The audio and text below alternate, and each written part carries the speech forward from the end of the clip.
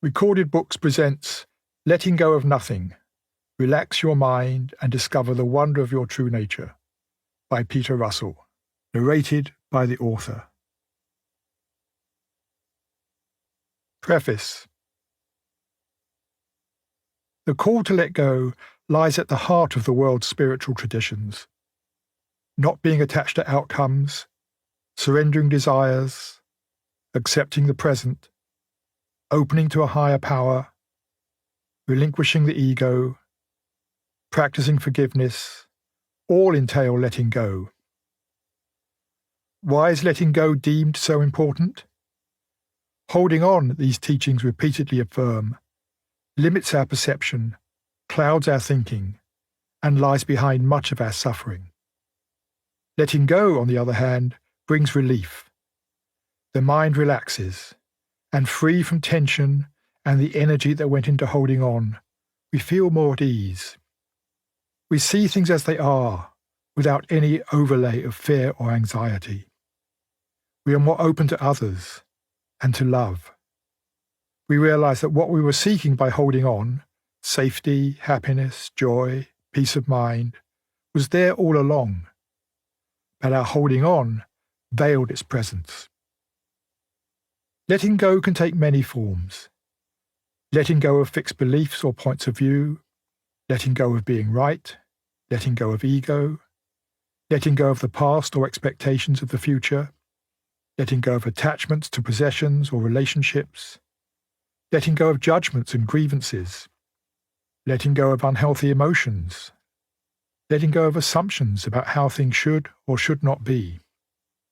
In these and many other instances, we are being called to let go of beliefs, projections, expectations, interpretations, attitudes and attachments.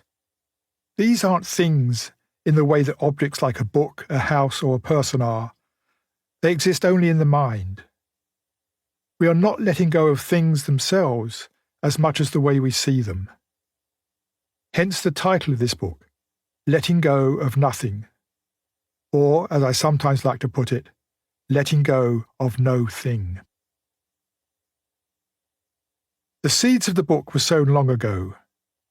When I first learned to meditate, I realized how valuable letting go could be, even if not always easy. In the late 60s and early 70s, I had the good fortune to study with Maharishi Mahesh Yogi, the founder of Transcendental Meditation. He emphasized complete effortlessness, letting go of trying to achieve some special state. Through his teachings, I gained a grounding in Indian philosophy and the nature of spiritual awakening that became the foundation for much of my work back then. And it still is. Later, the book A Course in Miracles crossed my path. Its essential message could be summed up as the need to let go of the ego's thought system. It offered a variety of exercises and meditations to that end, which resonated with what I was discovering and deepened my practice. Over time, I became increasingly familiar with Buddha's teachings. He saw that holding on to our attachments to what will make us happy is the primary cause of suffering. Thus, we can free ourselves from suffering by letting go of grasping, letting go of our ideas about how things should be, our desires, our fears, and our aversions. More recently, contemporary teachers such as Rupert Spira, Francis Lucille, Eckhart Tolle, and Ram Dass have helped clarify my thinking and approach. The reader who is familiar with any of these traditions or teachings will probably detect their influence on the following pages.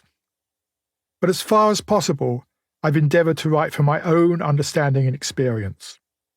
My explanations reflect the way I make sense of the subject, and the practices I suggest are ones that work for me. I offer them in the hope they will be of help in your own journey of awakening. A change of mind. I just couldn't let go. Nothing I tried seemed to work. For 2 days I'd been resenting my partner. She wanted it her way, and I wanted it mine. It was one of those squabbles that occurs from time to time in any relationship. I felt justified in my position and frustrated with her, and she no doubt felt the same way about me. It wasn't that big an issue, but enough to leave some tension in the air. I tried to let it go, telling myself it didn't really matter. It would all blow over soon enough. I tried to forget it, or at least not to carp on about it anymore. I tried to shift my feelings, but it didn't work. Inside, I still felt resentful, and it was souring our relationship. Later, I was sitting at my desk working on a project, but still distracted by the issue. I knew the problem lay in how I was seeing things, but I remained stuck. Then I thought to simply ask, is there another way of seeing this? I was not trying to come up with an answer, but just posing the question and seeing what happened. Almost instantly, everything changed. I saw my partner as another human being, with her own history, her own needs and preferences, doing the best she could to navigate her way through life. I saw her through the eyes of compassion rather than grievance and judgment. For 2 days I'd been out of love, but now the love returned. My jaw relaxed, my belly softened, and I felt at ease again. It all felt so obvious. Why hadn't I seen this before? How could I have become so fixated in my self-righteous point of view? I had wanted my partner to change, but what actually needed to change was my mind. That couldn't happen as long as I was holding on to a grievance.